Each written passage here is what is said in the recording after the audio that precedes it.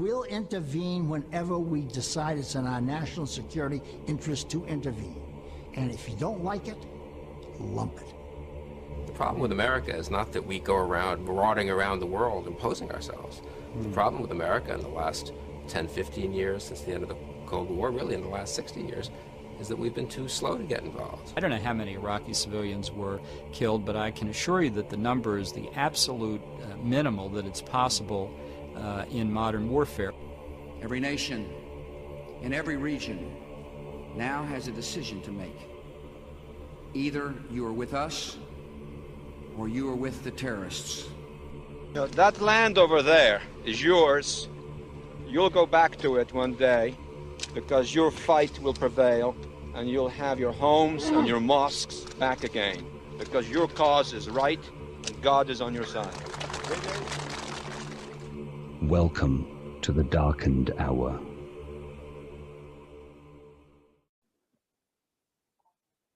Welcome to another episode of The Darkened Hour. I'm your host, Adam Fitzgerald. In this episode, we will be covering the historical timeline of what happened in the days before, during, and after the hijacking of United Airlines Flight 93. Unfortunately, this particular incident has been foretold by the federal government, who used the FBI to investigate the matter without managing to tell the public the actual anomalies that took place, and by irresponsible fringe conspiracy theorists who allow the irrational ideas of profiteers and outright frauds to elucidate a narrative which often defy reason. Today, we will cover the operators involved with the hijacking and the intelligence agencies who are managing the case, and the foreign and domestic intelligence units who are monitoring the operators without the knowledge of the federal government. On August 30th, 2001, Ziad Jarrah accesses his email account at UA.com. While there, he would book a reservation for United Airlines Flight 93 while using a Visa card, 401-180-607-080-4835. The cost of the first-class ticket was $1,621.50. His seat, 1B, was an aisle seat. His purpose was to allow the muscle hijackers to incapacitate the crew and to deter the passengers from revolting. Just a day earlier, he had obtained a Virginia state identification card at the DMV in Springfield, Maryland. His next stop, Florida. Ziad would board a plane from Baltimore, Maryland to Miami, Florida. When he landed, Jarrah traveled to Lauderdale by the Sea, a town in Broward County, where he terminated his former residence located at 4641 Bougainvillea Drive. Afterwards, Jarrah took out $100 from an ATM. He would meet up with Ahmed al-Haznawi, part of the hijacking team of Flight 93. Both men rented rooms at the Mona Lisa Apartments, located in Celebration, Florida, about 225 miles from Broward County. The men would reside together till September 7th. It was the only time Ziad Jarrah ever lived for a period with the hijacking team or Hamburg cell. Jarrah had always lived separately from them. Al-Haznawi had applied for a U.S. visa at the Jeddah consular office in Saudi Arabia. Head of the American Visa Bureau at the office had reviewed Al-Haznawi's application, which would be J. Michael Springman. Al-Haznawi had presented a suspicious passport, which allegedly had fraudulent travel stamps. This type of deception was used previously by Al-Qaeda during the late 1990s during the Millennium Plot. According to a 9/11 staff monograph, quote, Al-Haznawi listed his occupation as student, but left blank the line of which he was asked to supply the street address of his present school, end quote. Much like many of the operatives involved with the 9/11 plot, he was not interviewed. His application was put on hold, however, by Springman. The other two hijackers of Flight 93, Saeed al-Ghamdi and Ahmed al-Nami, had also applied for their visas just a few months later. On April 23, 2001, al-Nami had applied at the same Jeddah office as al-Hasnawi. He received a B1, B2 tourist business visa in Jeddah with his new passport. The passport al-Nami used was legitimate. It was a Saudi passport for which he received just 2 days earlier. His passport number C505363, was given to him without any problems. According to the Saudi consular office in Riyadh, al-Nami had been approved of a new passport, quote, because there was evidence of travel to Afghanistan in his previous one, end quote. There was some questions about why the Saudis didn't brief al-Nami's travel to Afghanistan, a known destination for young jihadis. But the 9/11 Commission travel report states, quote, Nami's action could have raised questions had it been coupled with the fact that he was applying with a new passport. But it would not have been noticed by the consular office who issued the visa, because Saudis were not required to fill in their applications fully. Saudis were rarely interviewed, and states' name check system did not automatically call up prior visa insurances. It called up only prior refusals, end quote. Just a few short months later, Saeed al-Ghamdi would also apply for his U.S. visa. On June 21, 2001, al-Ghamdi acquired a second 2-year B1, B2 business tourist passport visa in Jeddah. His application was also suspended by Springman, for his application was incomplete and he was not interviewed. Al-Ghamdi's visa application indicated they had never applied for a U.S. visa before. A curious similarity to Nami's application. Just like al-Hasnawi, al-Nami, and al-Ghamdi, Springman saw an alarming trend happening. Young Saudis who were not interviewed gave incomplete visa applications in just 12 months' time.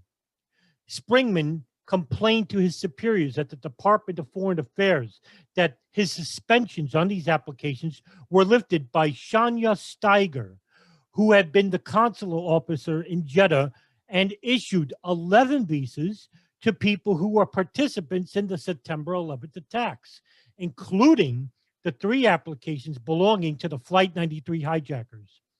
In an interview conducted by Guns and Butter, Bonnie Faulkner on February 2nd, 2016, Springman tells Faulkner about the visa process.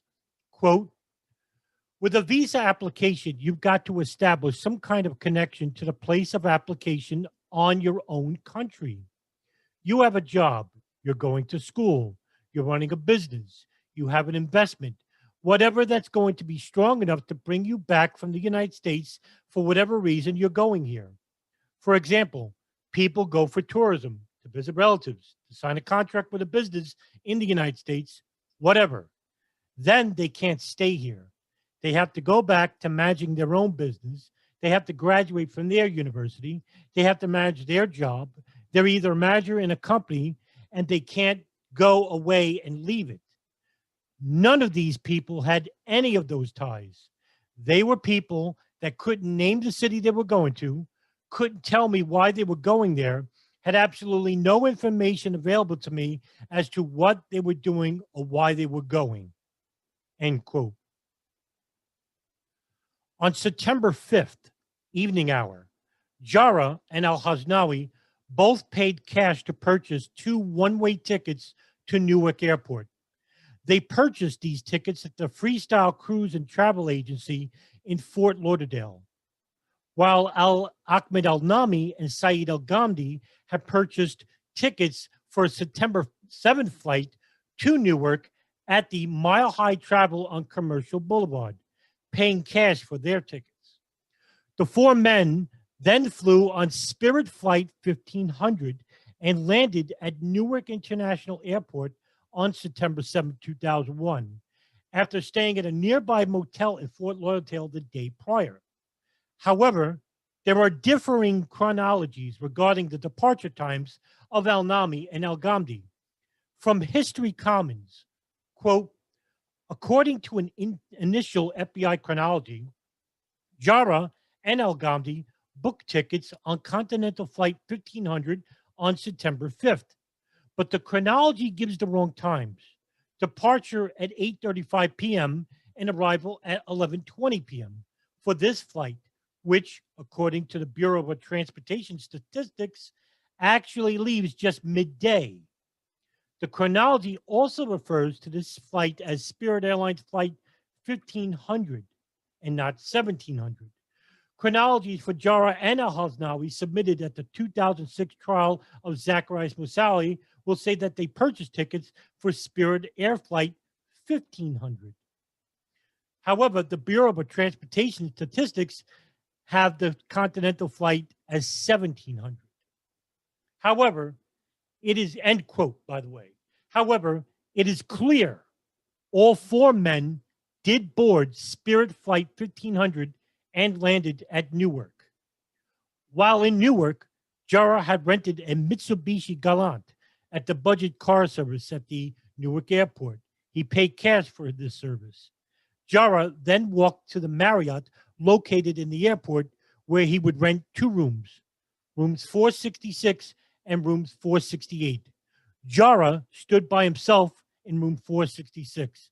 Al-Hasnawi, Al-Nami, and Al-Ghamdi would stay in 468. Jara would drive them for an unexplained visit to Maryland, where he would receive a speeding ticket from Maryland State Trooper Joseph Catalano. Jara had been speeding down Interstate 95 up to 90 miles per hour. Catalano issued a speeding ticket and allowed Jara to leave while checking his background information.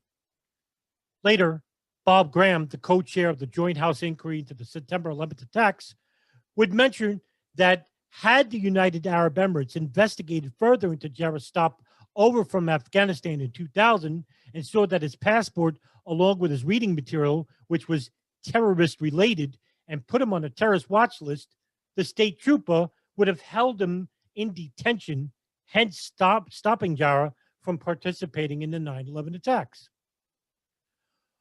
On September 6th, Jara, just a day prior, Jara would call his mother, Nafisa, with his father, Samir, in the background in the home in Bekaa Valley, Lebanon.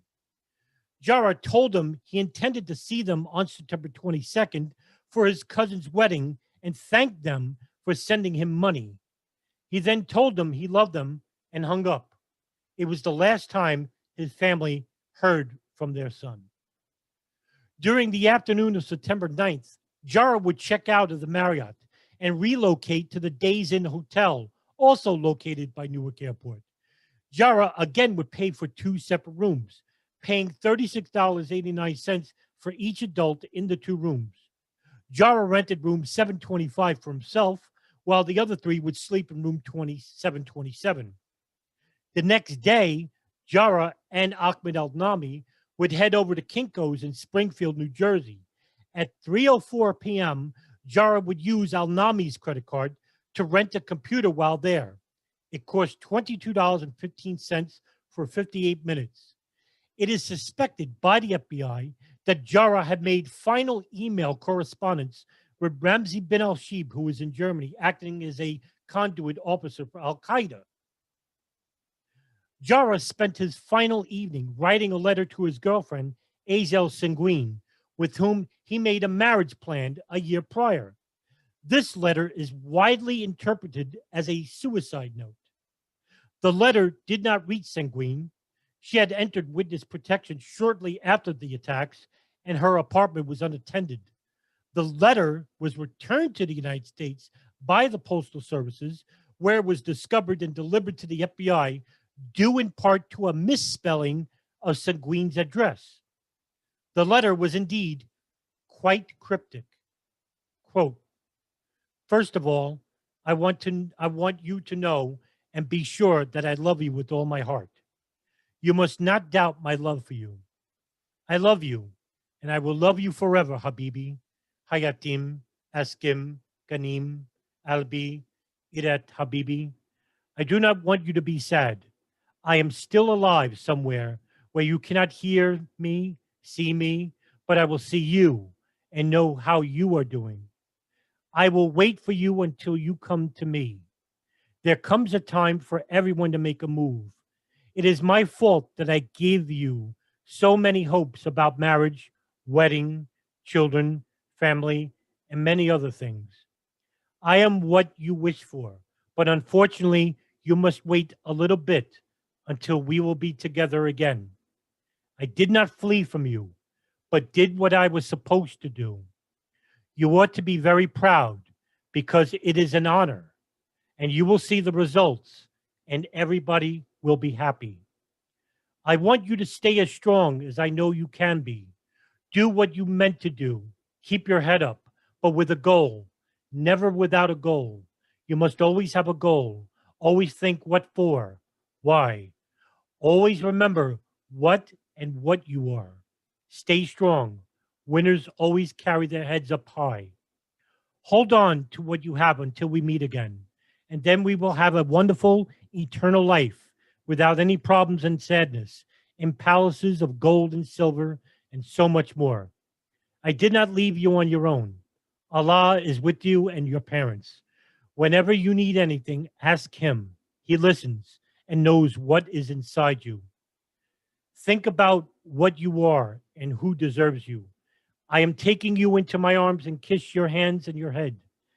I thank you and apologize for the wonderful, difficult 5 years that you have spent with me.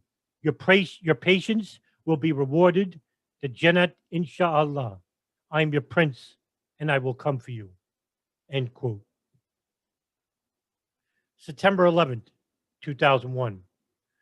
Ziya Jarrah, Ahmed al-Haznawi, Ahmed al-Nami, and Saeed al-Ghamdi were checked out of the Days Inn Hotel. All four of the men would then enter Newark Airport at different times as to not attract attention among the security at the screening area. According to the FBI, Jarrah phones his girlfriend from Days Inn, but the 9/11 Commission report states that the call came from Newark International Airport. Azel Sanguine would recount that she was at the doctor's office and receives a call from Jarrah about an hour before he lands Flight 93. Sanguine will later recount, quote, "He was very brief.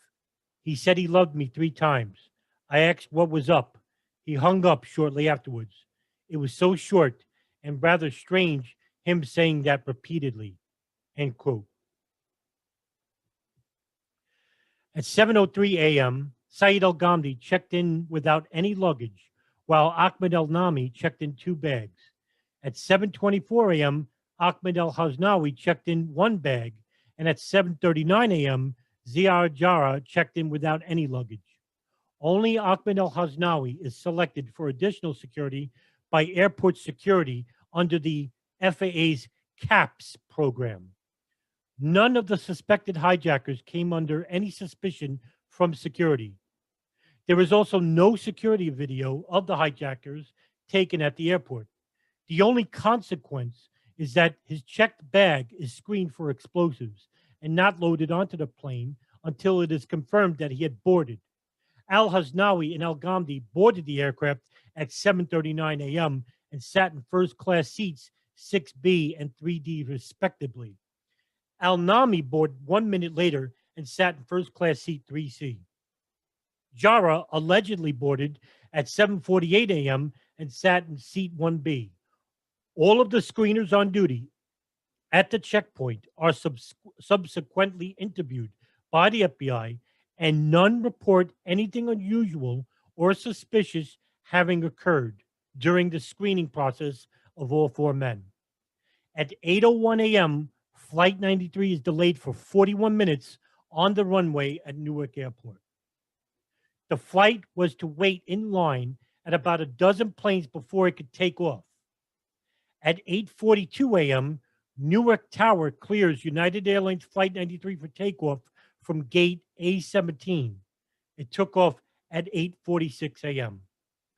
Lieutenant Colonel William Glover, the commander of NORAD's Air Warning Center, will later recall that after 9:03 a.m., when the second plane hit the World Trade Center, those in the operations center are starting to receive reports that they have hijackings coming in. He will say, quote, "We had all these other reports coming in now. We were receiving from the FAA that there's other issues on there," end quote. At 9:04 a.m., Ed Bollinger, the United Airlines dispatcher, sent out an ACARS, which is an acronym for Aircraft Communications Addressing and Reporting System, to several United flights, indicating that aircraft had crashed into the World Trade Center. However, these messages did not provide details. As Bollinger was responsible for multiple flights, he did not send the message to Flight 93 until 9:23 a.m. At 9:24 a.m., Flight 93 received Bollinger's ACARS warning, quote, "Beware any cockpit intrusion. 2 AC aircraft hit World Trade Center," end quote. At 9:26 a.m., Captain Jason Dahl sent an ACARS message back, quote, "Ed, confirm latest message, please, Jason," end quote. At 9:27 a.m., the flight crew responded to routine radio traffic from air traffic control. This was the last communication made by the flight crew before the hijacking. At 9:28 a.m., Flight 93 was presumably hijacked. First Officer Leroy Homer managed to transmit to the ground shouting, "Mayday, Mayday, get out," which was heard over the radio. 35 seconds after the first Mayday call, the crew made another transmission. Homer shouted, "Mayday, Mayday, get out of here. Mayday, get out of here." The hijackers assaulted the cockpit and moved the passengers to the rear of the plane at the same time to minimize any chance of either the crew or the passengers interfering with the attack. At Langley Air Force Base, a klaxon horn will sound, notifying the pilots of the scramble order, and they will be airborne by 9:30 a.m. According to journalist and author Jer Lungman, quote, "On all phone calls made from Flight 93, passengers reported seeing only 3 hijackers. Not a single caller reported 4 hijackers," end quote. The cockpit voice recorder began recording the final 30 minutes of Flight 93 at 9:31 a.m. A voice allegedly belonging to Ziad Jarrah announced to the cabin, "Ladies and gentlemen, hear the captain. Please sit down. Keep remaining seating. We have a bomb on board, so sit." The cockpit recording captured Dahl moaning and Jarrah allegedly telling him in English to sit down and to stop touching something, presumably the controls. Jason Dahl's wife, Sandy Dahl, listening to the cockpit voice recorder, determined that the pilot, quote, "was fussing at my husband. He was speaking in English, and he spoke Arabic anytime he was talking with the other hijackers. Jason made moaning sounds after that. It sounded like he was trying to mess with stuff or get up because the hijacker pilot kept telling him to stop and to sit down," end quote. Unable to engage the autopilot, Jarrah allegedly turned the plane and headed back to 9:35 a.m. At 9:39 a.m., Jarrah allegedly would again broadcast to the cabin, "Here's the captain. I would like to tell you all to remain seated. We have a bomb on board, and we are going back to the airport, and we have our demands. So please remain quiet." Passengers and crew began making phone calls to officials and family members starting at 9:30 a.m. using GTE airphones and mobile phones. Altogether, the passengers and crew made 35 airphone calls and 2 cell phone calls from the flight. Tom Burnett made several phone calls to his wife beginning at 9:30 a.m. During one of Burnett's calls, his wife informed him of the attacks on the World Trade Center, and he replied that the hijackers were talking about crashing this plane. "Oh my God, it's a suicide mission." According to Dina Burnett, Tom continues, quote, yes, just listen. Our airplane has been hijacked. It's United Flight 93 from Newark to San Francisco. We are in the air. The hijackers have already knifed the guy. One of them has a gun. They're telling us there's a bomb on board. Please call the authorities," end quote. Cleveland flight controller Stacy Taylor had been warned to watch transcontinental flights heading west for anything suspicious. She later recalls, quote, "I hear one of the controllers behind me, 'Oh my God, oh my God,' and he starts yelling for the supervisor. He goes, 'What is this plane doing? What is this plane doing?' I wasn't that busy at the time, and I pulled it up on my screen, and he was climbing and descending and climbing and descending, but very gradually. He'd go up 300 feet, he'd go down 300 feet, and it turned out to be United 93, end quote. Mark Bingham called his mother, Alice Hoagland. He reported that the plane had been hijacked by 3 men who claimed to have a bomb. Jeremy Glick called his wife at 9:37 a.m. from row 27 and told her the flight was hijacked by 3 dark-skinned men who looked Iranian, wearing red bandanas and wielding knives. Todd Beamer attempted to call his wife from row 32 at 9:43 a.m., but was rerouted to GTE phone operator Lisa Jefferson. Beamer told the operator that the flight was hijacked by 3 people and that 2 people who he thought were the pilots on the floor dead or dying. He said one of the hijackers had a red belt with what looked to be a bomb strapped to his waist. Flight attendant C.C. Lyles called her husband at 9:47 a.m. and left him a message saying the plane had been hijacked by 3 hijackers. Numerous calls would repeat the same: 3 hijackers only. Phone calls made from cell phones aboard flights were not at all improbable back in 2001. John Sheehan, Radio Technical Commission for Aeronautics, once headed a study of cell phone use. Quote, "The airlines are misleading the traveling public," says John Sheehan, who headed the RTCA study. "There is no real connection between cell phone frequencies and the frequencies of the navigation or communication systems," end quote. In an article from the San Francisco Gate in July of 2001, also noted cell phone use on airplanes also worked for long duration periods, including a flight attendant's own personal experience with flyers on their cell phone use, as outlined in the published article. Quote, "Despite government regulations, or perhaps because of it, chatting above the clouds on a cell phone has proved irresistible for some. I've seen passengers hunkered in their seats whispering into Nokias. I've watched frequent flyers scurry from a carry-on as muffled ringing emanates from within. Once, after the lavatory line grew to an unreasonable length, I knocked on the door. A guilt-ridden teenager emerged. She admitted that she'd been in there for half an hour talking to her boyfriend on a cell phone," end quote.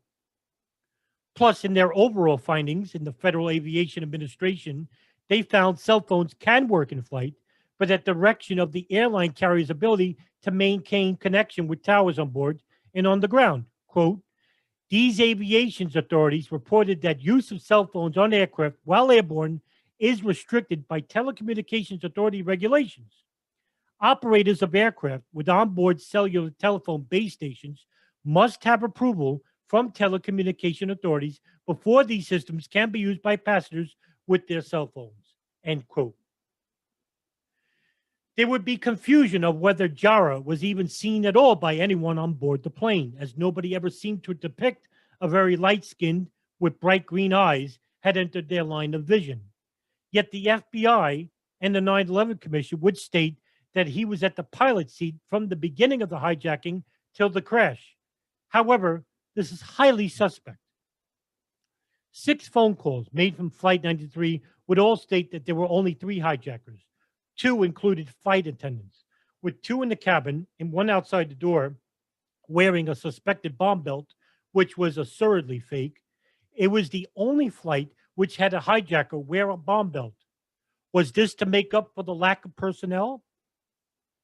Sandra Bradshaw, a flight attendant aboard 93, would call the speed dial fixed number at the United Airlines maintenance facility in San Francisco and spoke for 5 minutes and 53 seconds. Her call was first answered by a United maintenance employee and was subsequently taken over by the manager at the facility. The manager described the flight attendant as shockingly calm. However, this wasn't at all unusual.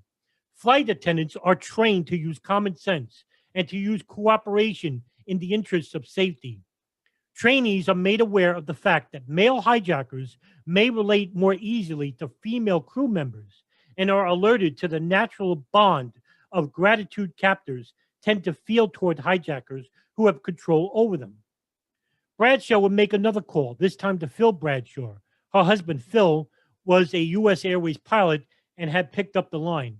Sandra relayed the message, to which he told the FBI investigators later in the afternoon about the nature of what the call entailed. Quote, Sandra asked Phil if he had seen what happened today. Phil told Sandra that 2 planes had crashed into the World Trade Center in New York City. Sandra then told Phil that a plane had been hijacked. She continued to state that the plane had been hijacked by 3 men with dark skin, and Sandra stated that they almost looked Islamic. One of the hijackers was seated in first class, and Sandra actually looked at him. This hijacker was a little short guy. The other hijackers were seated in the back of the plane. Sandra only saw the hijackers carrying knives as weapons.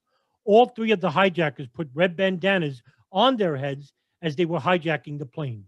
Additionally, Sandra did not know the location of the plane, but she thought that the plane might be around the Mississippi River because they had just passed over a river. Sandra told Phil that the passengers were getting hot water out of the galley and they were going to rush the hijackers. At the end of the telephone call, Sandra told Phil that everyone was running up to first class and she hung up the telephone. End quote. The passenger revolt on Flight 93 began at 9:57 a.m. after the passengers took a vote among themselves about whether to act. The cockpit voice recorder captured the sounds of crashing, screaming, and the shattering of plates and glass. At 10:01 a.m., a voice is heard telling whomever is piloting the plane. No mention of Ziad Jarrah was ever heard from the cockpit voice recorder, which was played for the families during the 2006 Zacharias Moussaoui trial. Heard her, quote, up, down, Saeed, up, down, end quote. At 10:01 a.m., Bill Wright is piloting a small plane when an air traffic controller asks him to look around outside his window. Wright sees a commercial aircraft 3 miles away, close enough that he could see the United Airlines colors. The plane was noticeably jerking its position from side to side. This was to throw off the passengers trying to ram a food cart into the cockpit door to gain entry. The last piece of flight data was recorded at 10:03 a.m. At 10:03 a.m., United Airlines Flight 93 crashes into a field near a reclaimed coal strip mine known as the Diamond T Mine, once owned by PBS Coals in Stony's Creek Township in Somerset County. The residents of Somerset County would recall the horror which unfolded before them. Kelly Levernight, a local resident, was watching news of the attacks when she heard the plane. Quote, I heard the plane going over, and I went out the front door, and I saw the plane going down. It was headed toward the school, which panicked me because all 3 of my kids were there. Then you heard the explosion and felt the blast and saw the fire and smoke. End quote. Eric Peterson looked up when he heard the plane. Quote, it was low enough. I thought you could probably count the rivets. You could see more of the roof of the plane than you could see the belly. It was on its side. There was a great explosion, and you could see the flames. It was a massive, massive explosion. Flames, and then smoke, and then a massive, massive mushroom cloud. End quote. Val McClatchy had been watching footage of the attacks when she heard the plane. She saw it briefly, then heard the impact. The crash knocked out the electricity and phones. McClatchy grabbed her camera and took the only known picture of the smoke cloud from the explosion.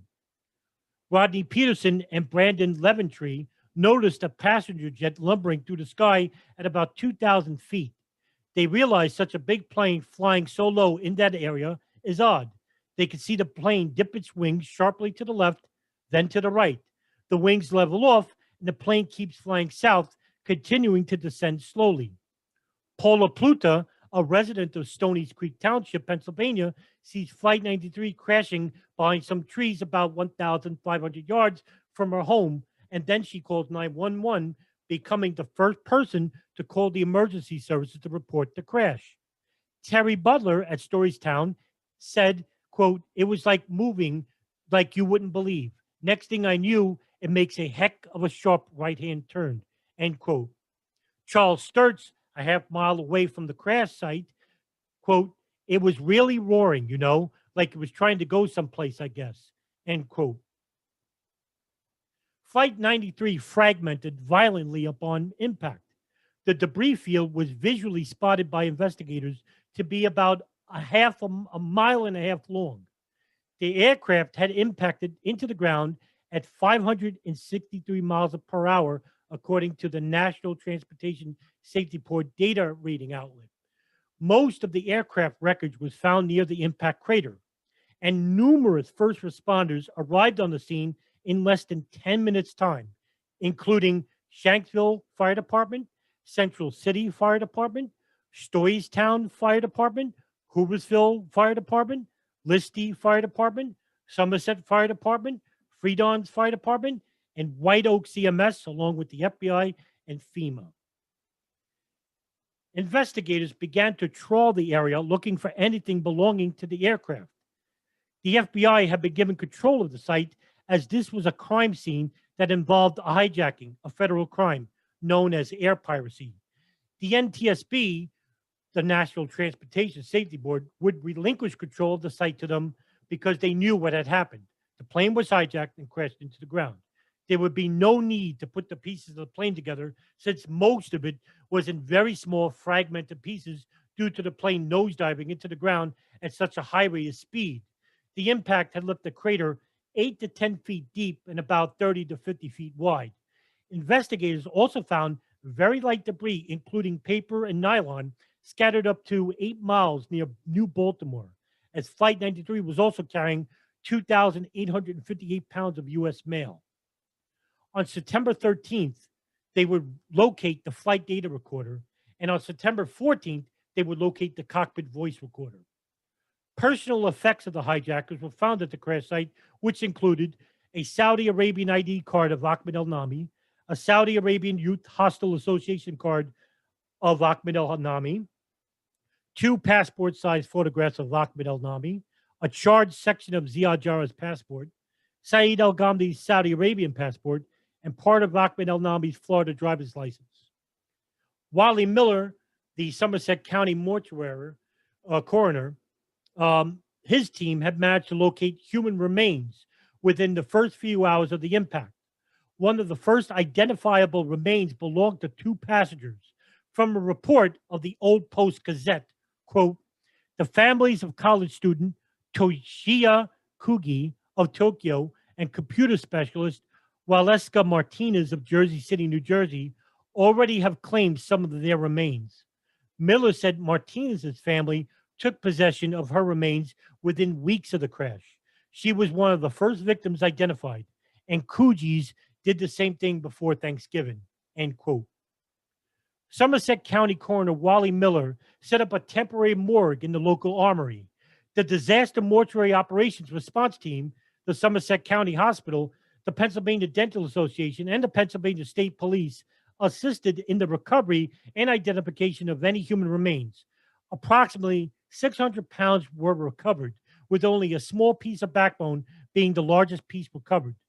Miller would later find and properly identify 1,500 pieces of human remains. The remains were so fragmented that investigators could not determine whether any victims were dead before the plane crash. Death certificates of the 40 victims listed the cause of death as homicide and listed the cause of death for the 4 hijackers as suicide. The remains and personal effects of the victims were returned to the families. All the people on board the flight were identified by December 21st, 2001.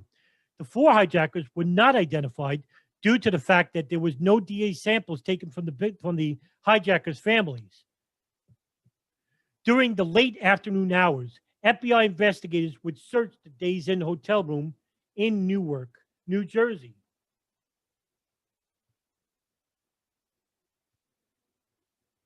Investigators would find used plane tickets for Saeed al-Ghamdi, Ahmed al-Haznawi, Ziad Jarrah, and Ahmed al-Haznawi. The tickets are all from a Spirit Continental Airlines flight from Fort Lauderdale, Florida, to Newark on September 7th. Also, flight manuals for Boeing 757 and 767 airplanes are found in English and Arabic. German authorities from the Federal Office of the Protection of the Constitution, or the LFV, knew quite well who Ziad Jarrah was and what he wasn't. KFV, not the LFV, the KFV investigators knew Jarrah while he lived in Hamburg. There is also conflicting accounts that he had begun monitoring him since his arrival in Greifswald in 1996, along with his cousin Salim Jarrah. They begin to assist the FBI in their pent bomb investigation into the September 11th attacks, sending reports about the Hamburg cell and the contacts inside the Al-Quds Mosque. Also found in the crash field were numerous personal effects of the passengers aboard Flight 93, ID cards, keys, even a wedding ring, including flight attendant C.C. Lyle's ID card, passenger Andrew Garcia's wedding ring, passenger Richard Beatrice credentials and badge from the U.S. Fish and Wildlife Service, flight attendant Lorraine Bay's United Airlines badge and airline corkscrew. However, one of the more intriguing artifacts found at the crash site was a business card that was found amongst the steaming wreckage of United Airlines Flight 93. It belonged to Assem Jarrah, Ziad Jarrah's cousin. On the back of the card were some handwritten notes.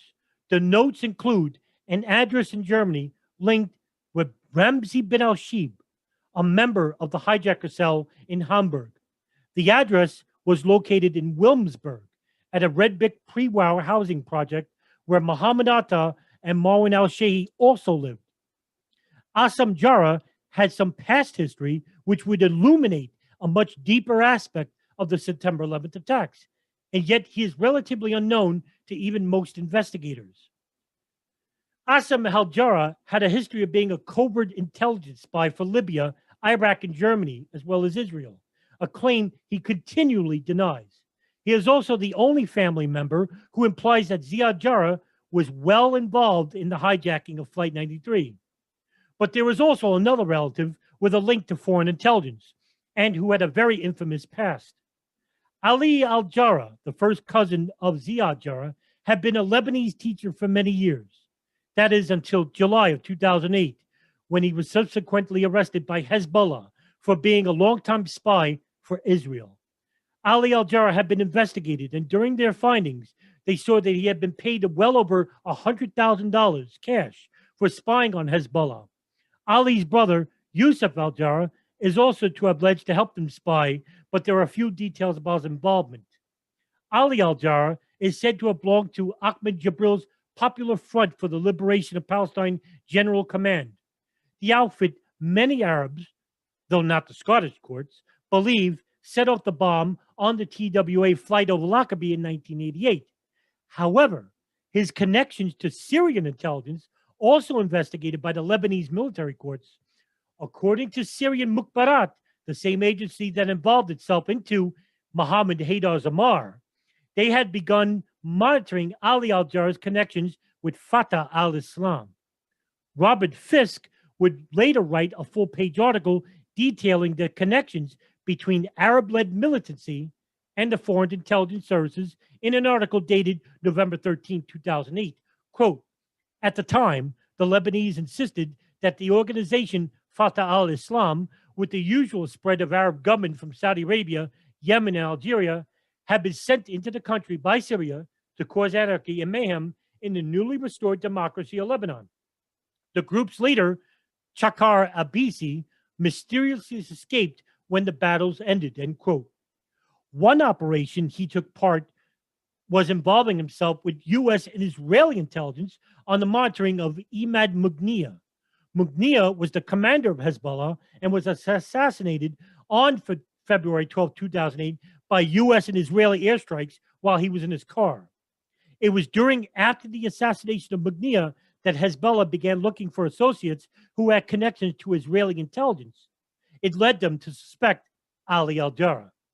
The Jarrah family history was littered with the intelligence agency's fingerprints. However, the strange connection between the intelligence agency and the September 11th attacks doesn't end there. Another interesting anomaly involved Urban Moving Systems, a New Jersey-based company located in Weehawken, who employed young Israelis on temporary work visas. In the mid-afternoon hour of September 12th, a white van matching the same description as the one that was pulled over in Pennsylvania just a day prior was again pulled over by Pennsylvania state troopers, this time in the town of York. They were pulled over and detained based on their overstayed U.S. work visas, then transferred over to FBI investigators. Both men in the truck worked for Urban Moving Systems, the same company in which East Rutherford police officer Scott DiCarlo had detained 5 Israelis during the late afternoon hours of September 11th on the New Jersey Turnpike. The 5 Israelis were entitled the Danzig Israelis by the mainstream media, in part of them being witnessed by a woman who lived in Doric Towers, in which she saw 3 of the men celebrating the attack of the North Tower. The 2 men that were pulled over in York, Roy Barak and Modi Butbul, served in the Israeli military's intelligence divisions. When asked by investigators where they were going on September 12th, Roy Barak explained they were on their way to Columbus, Ohio, yet they had no actual client anywhere near there. They were pulled over on Interstate 76, which is 144 miles west of Shanksville, using the same route. Shortly after, investigators contacted Urban Moving Systems manager Dominic Suter about why they were in this part of the country. Suter could not offer an explanation, suggesting that it was strange that they were there. Suter also explained to FBI investigators that because of the prior day's events in Manhattan, the company had no clients outside the city. Barak would also claim that the FBI had suspicions about Urban Moving Systems and its obvious ties to Israeli intelligence. Quote, they asked if someone sent me to the United States. They asked me if I worked in a moving company so I could monitor these people's movements. End quote. On November 9, 2001, both Barak and Butbul were deported back to Israel for overstaying their U.S. work visas. Suter would flee back to his native Israel after FBI investigators wanted to speak with him for a second time, leaving behind an entire warehouse full of his client's furniture and belongings and a phone recorder with over 100 messages. A year later, 2020's John Miller would do an extensive report regarding the mysterious Urban Moving Systems company, which left everything behind. Quote, 3 months later, 2020 cameras photographed the inside of Urban Moving Systems. It looked as if the business had been shut down in a big hurry. Cell phones were lying around. Office phones were still connected, and the property of dozens of clients remained in the warehouse. The owner had cleared out of his New Jersey home, put it up for sale, and returned with his family to Israel. End quote. It seemed not only were Jarrah's family involved with foreign intelligence, but German and Syrian intelligence assets who were also intricately involved with Al-Qaeda, who were also closely monitoring and assisting members of the Hamburg cell while in Germany. Mohammed Haydar Zamar, who I mentioned previously, and Marmoon Darkanzali, both high-level Al-Qaeda contacts, with Zamar being a recruiter during the Afghan civil wars in the mid-1990s. Darkanzali, a Syrian-born militant, was also quite a skilled forger and money launderer, who was also known to be one of Al-Qaeda's founders, Mahmoud Salim, with both having a linked bank account that Darkanzali opened himself. According to a report from the Chicago Tribune in November 2002, the CIA had actively tried to recruit Darkanzali for his close ties to Al-Qaeda and the Hamburg cell. Quote, any attempt to recruit Darkanzali on behalf of the CIA would have to be made by operatives of the LFV. In early 2000, around the same time, the hijacker pilots were returning to Hamburg from Afghanistan. An LFV agent casually approached Darkanzali to ask whether he was interested in becoming a spy. End quote. Darkanzali admitted having known Atta, al-Shai, and Jarrah as fellow worshippers at the downtown Al-Quds Mosque, where the Hamburg cell originated through the influential fiery Wahhabi-oriented Imam Muhammad al-Fazizi. Fazizi was also known to spout anti-Western sermons, which included his hatred for the support of Israel. Zamar had previously traveled to Afghanistan, where he went to many camps under the control of al-Qaeda. While there, he trained in guerrilla tactics, his training including weapons knowledge, use of explosives, and advanced tactics. However, Zamar's connection even to Afghan warlords, some who had connection to foreign intelligence during the civil wars, which took place in Afghanistan, goes back even further. During the summer months of 1991, Zamar goes to Afghanistan and trains at an elite camp linked to Afghan warlord Gulbuddin Hekmatyar. He fights with Hekmatyar's forces, the Hizb-e-Islami, against the communist Afghan government before returning to Hamburg at the end of 1991. Hekmatyar had notable connections with British MI6, the CIA, and the Pakistan ISI.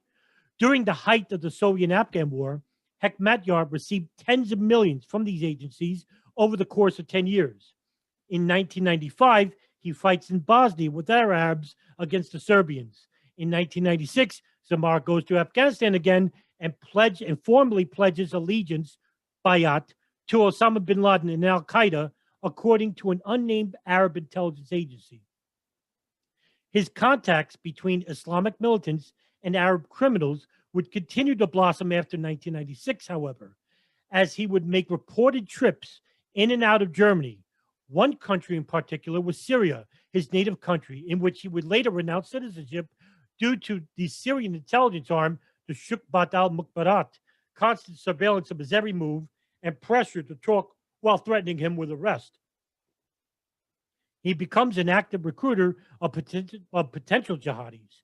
This is where he begins to attend the Al-Quds Mosque, where he would meet many young Islamic males, including Muhammad Atta, Ramzi bin al-Shib, Saeed Baraji, Munir al-Montasek, and Marwan al-Shehi. While Zamar attends the mosque, the German Domestic Security Agency, the Federal Office for the Protection of the Constitution, which is the LFE, had begun monitoring Zamar. They also had an inside informant of the Al-Quds Mosque, whose name had never been publicly released. According to a February 2nd, 2003 report from the German publisher Frankfurter Allgemeine Sonntagszeitung, Zamar's phone calls were recorded. It was also the first time investigators learned of the full name of one of the 9/11 hijackers. The information was never shared with U.S. intelligence until after the 9/11 attacks. Quote, while being observed by the BFV, Zamar helped build the European network of al-Qaeda. Each time when Zamar picked up the phone at home for that purpose and talked to European comrades in faith, the BFV was listening. The entire intelligence gathering repertoire was at disposal for the surveillance of Zamar, confirmed by a control committee of the Bundestag, lower house of the German parliament, border search, telephone tapping, observation. However, Zamar did not appear extremist, claimed at least Lindweiler in court. In reality, Zamar would have had to lead the BFV to the suicide pilots. During the calls that the BFV tapped, Muhammad Atta's complete family name, Muhammad Atta al-Amir, was mentioned twice. The BFV, however, claims that only first names were identified, never the last names. Of the second suicide pilot from Hamburg, even the phone number was registered. Al-Shehi talked to Zamar twice, both times in 1999, when the planning of the attacks entered their hot phases. During both calls, Zamar asks Al-Shehi if he could not come from an unknown place to Hamburg already in March 1999, end quote. Meanwhile, Zamar had helped recruit Atta al-Shehi, Munir al-Montasek, and Ramzi bin al-Shib from the Al-Quds Mosque in Hamburg and helped transform them into the infamous Hamburg cell. Zamar had lived with them from time to time at 54 Marienstrasse, Hamburg, Germany. During the 28 months, Atta's name is on the apartment lease. The CIA also allegedly starts monitoring Atta in early 2000 while he is living at the apartment and does not tell Germany of the surveillance, while also trying to recruit both Zamar as an informant along with Darkenzali. Quote from The Guardian, the U.S. agents reported to have trailed Atta are said to have failed to inform the German authorities about their investigation, even as the Germans are investigating many of his associates. The disclosure that Atta was being trailed by police long before September 11th raises the question why the attacks could not have been prevented with the man's arrest. End quote. That article is dated September 29th, 2001.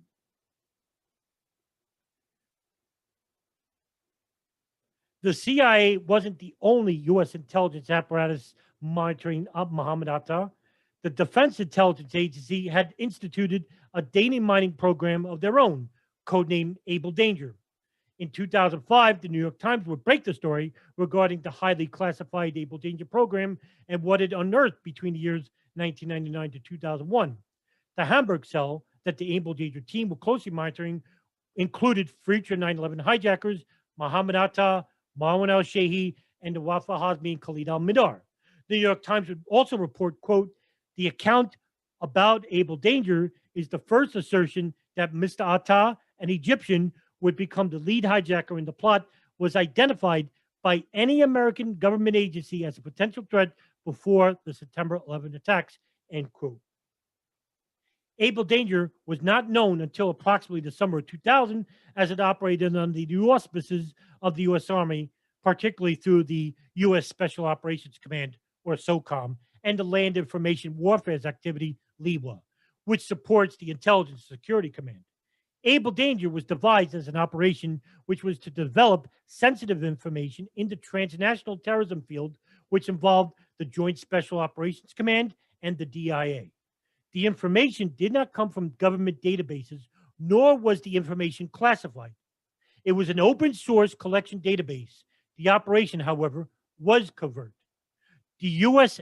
Army's Land Information Warfare Activity and its Information Dominance Center used data mining techniques to link open source information along with classified information while attempting to make connections among individuals, members of terrorist organizations, to go along with human intelligence from Arab businesses and storefronts nearby known terrorist cities.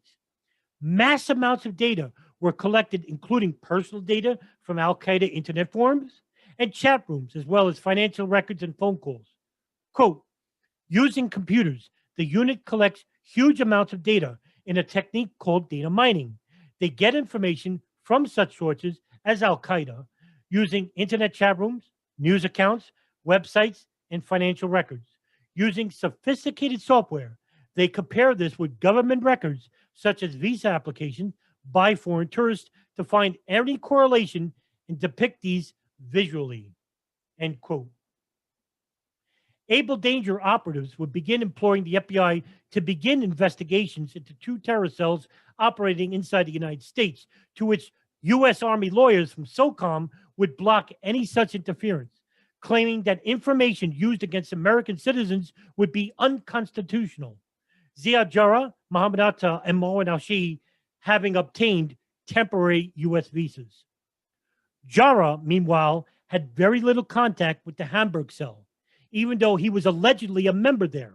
According to LFB investigators, there is only one instance he was ever seen together with members of the Hamburg cell, where he was a guest at Saeed Bahaji's wedding in August of 1999. That photograph would later be recovered during a search of Azel Senguin's home, Jarrah's girlfriend.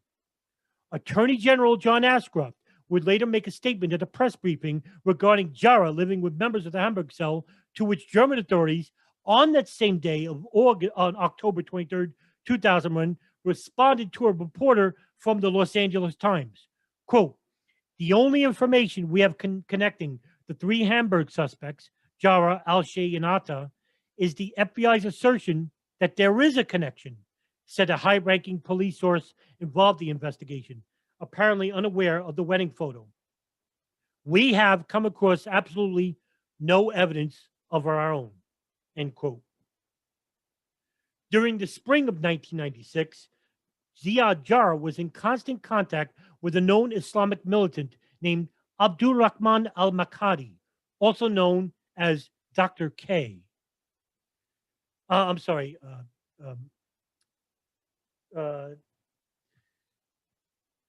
Dr. K. No, he was known as something else. Jeez. And I'm forgetting his name. Oh, we'll just call him Dr. K. Jara would frequently meet with McDaddy during this year.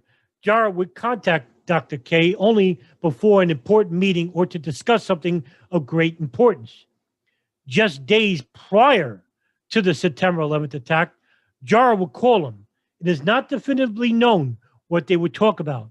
Al-Makadi runs the local mosque and makes money by selling special Arab food he purchases in Hamburg, and there German authorities suspect he funnels his proceeds to Hamas using underground couriers.